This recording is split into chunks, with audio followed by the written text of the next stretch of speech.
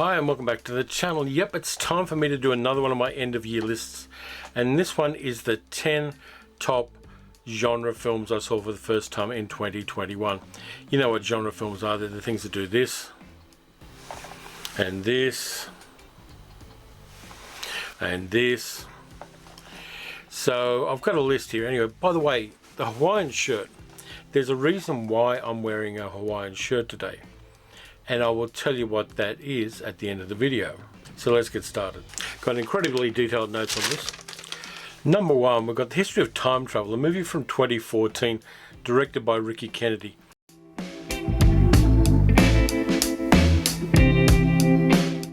We know what Richard created, and we know that it worked. What we don't know, even to this day, is how he did it.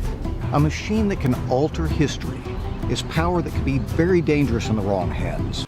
It's done in a mockumentary style with talking heads being interviewed, and it's a subtle little burn. It's very funny, and it talks about the history of time travel from the 1950s up until the modern day. Now, I'm not going to do any spoilers on this one. Like I said, it's a slow burn.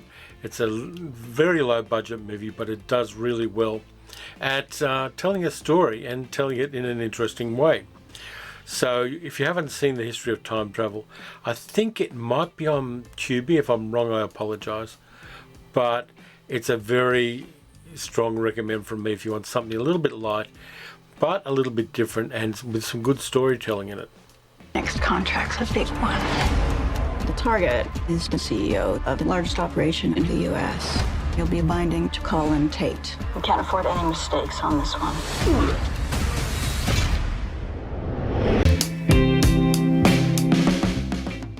The second movie is from 2020. It's called Possessor, directed by Brandon Cronenberg, David Cronenberg's kid, and it stars Andrea Riseborough as a really weird kind of high-tech assassin. Now, this movie, it looks great. There's a lot of really interesting practical effects in it, and I'm not going to tell you anything else about it apart from that. It works at so many levels, and it's got body horror in it. It's got point of view shots, it's got surprises, it's got jump scares, and it's interesting to see the next generation of Cronenbergs making their own films while their father does Star Trek Disco. And Andrea Riseborough in this one is really, really good. The acting is next level good, and if you haven't seen it, you do need to check it out.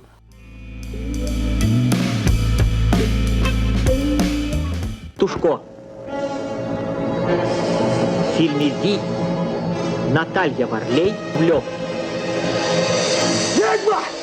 Ей-богу, ведьма!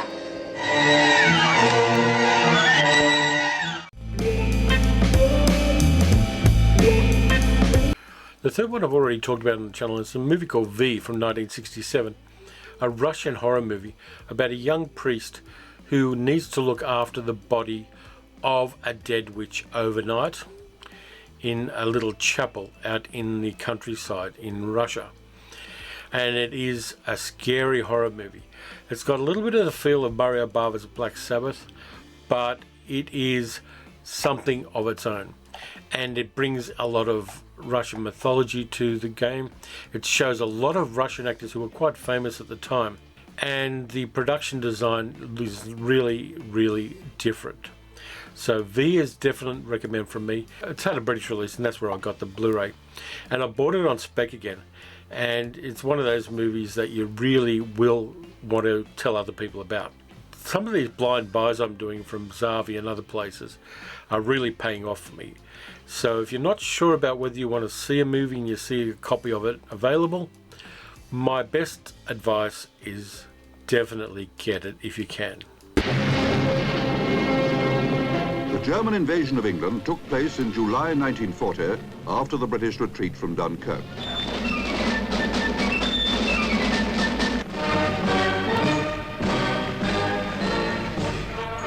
Movie number 4 is Kevin Brownlow and Andrew Mollo's 1964 alternate universe movie, It Happened Here. I did a whole video about this one. It took about 5 years for them to make it, done on a shoestring budget, but it talks about a Britain occupied by the Nazis in the 1960s. Incredible filmmaking, nothing like it from its time at all anywhere. And it's a movie that stayed with me. which I really appreciate, because if you buy a movie and you watch it and it stays with you, you're getting more bang for your buck that way. And It Happened Here is a definite recommend. There are some good extras on the disc as well, and if you haven't checked that one out, you really do need to, because you're going to want it in your collection.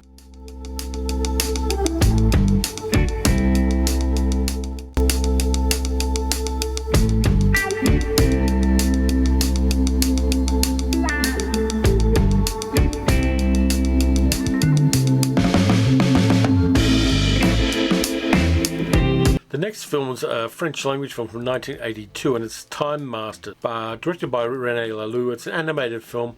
I've done a video about this one as well. It looks spectacular. It's got solid storytelling. It's got a universe that is an incredible piece of world building, and it is almost like a page of heavy metal magazine from the 1980s brought to life. And I really enjoyed it. I liked the characterizations. I liked the twist in the end, which I didn't pick up, but which I really appreciated. And it was a great pleasure to watch this movie. It was recommended to me by a number of people over a number of years, and I finally located a copy and watched it, and I love it.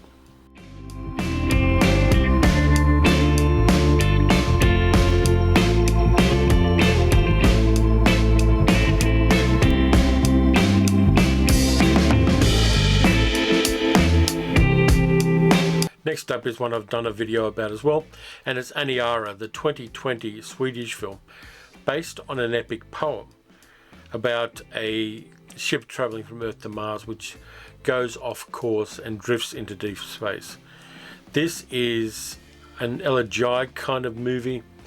It's confronting, it's horrifying, it's a slow, long, dark nightmare, but it's really recommended. I think if you see this one, you're going to be made more aware than you were already of the possibilities of science fiction cinema outside bang bang zoom zoom kind of movies. And I really enjoyed it, even though it disturbed me, if you know what I mean. This is one of those movies that you appreciate at a great level even while it horrifies you. So Aniara is a recommend from me, and I'm going to post a link in the notes to the video I did about it. Our family power will be able to kill you if they try.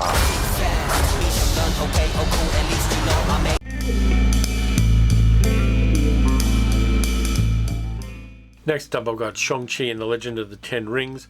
This is Marvel doing things right. It's a character I've really liked for a very long time as an intellectual property, and it's really done well. Simu Liu is good as the protagonist. You've got Tony Leung, you've got Michelle Yeoh, you've got Awkwafina in there, and the special effects are next level. And all of the Chinese mythology in it just gave me a total fanboy squee moment or two. So Shang-Chi and the Legend of the Ten Rings is my next movie. Strap in. Yes, ma'am. Then we've got a recent film from New Zealand called Shadow in the Clouds with Chloe Grace Moretz. It's made on a relatively low budget, but it's a World War II story of a woman who smuggles herself aboard a bomber in the Pacific in World War II and ends up fighting gremlins. That's all you need to know at this stage.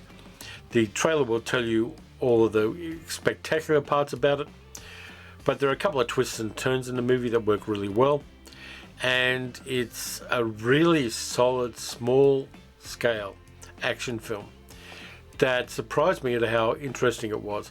Some of the special effects are a little bit sketchy, but sometimes the budget doesn't permit movie makers to do things as they would like to. Nonetheless, it's a nice, solid, punchy actioner with a somewhat different protagonist.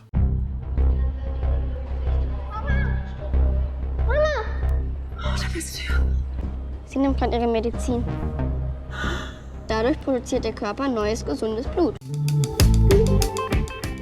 Next up, I've got a Netflix movie, Blood Red Sky. It's about a woman with a young son who is traveling from Europe to America to get some specialist medical help with the problem she has. Let's put it that way.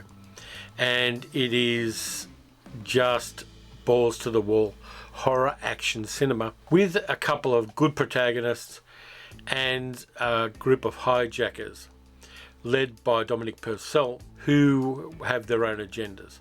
Now, this trailer gives it away somewhat, but I'm not going to. Nonetheless, it works well as an action film. The stunt work and the practical effects and the makeup effects and the way the action is blocked is really on point. And it's a real worthwhile horror movie for you to watch when you're scrolling through the menus. Most of life is just junk. And then there's these moments. And all the randomness turns into something perfect. That is disturbingly inspirational. What if we found them all? All the perfect things, we could collect them. Like partners?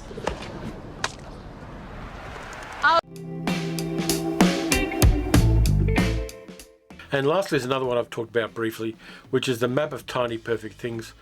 It's kind of an iteration on Groundhog Day. A teenage guy and a teenage woman are stuck in a time loop in their town, and they've got to find their way out. And the movie does a really nice bait and switch.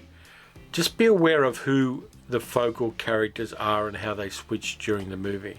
This one, even though it's a rom-com in one way, it also has a little depth to it. It's done beautifully. It's shot beautifully. It has an immense number of wonderful little grace moments in the movie. And it's incredibly satisfying, ultimately. A lot of people have dismissed it as being another Groundhog Day clone.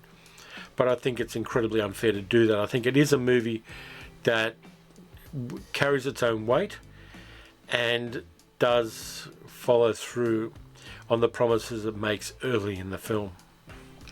So that's my 10. I've got one more of these videos to do, which will be the 10 rewatches from 2021 that I really enjoyed, and I think I'm going to add another one to them today because I'm rewatching something right now. But anyway, why am I wearing a Hawaiian shirt? Today is Abscondment Day in Australia. It's the second anniversary of the day when our Prime Minister Scott Morrison flew to Hawaii for a holiday while the east coast of the country was burning with bushfires. And so people, to protest his lack of emotional maturity, let's say, are wearing Hawaiian shirts today to remind people that we are not ruled by the best of men. Yes, it's political, and yes, I know some of the audience doesn't like politics, but you've got to let your flag fly where you can. Anyway, that's it for this time around. If you enjoyed the video, please consider liking, subscribing, and leaving a comment. You can also support the channel at patreon.com/paleocinema. Until next time, and I am doing a live stream on Sunday morning, Australian time. I'll post on the channel the exact times for that. Anyway, in the meantime, watch some great films, watch some crummy films, watch some movies that you took a chance on and that ended up delighting you.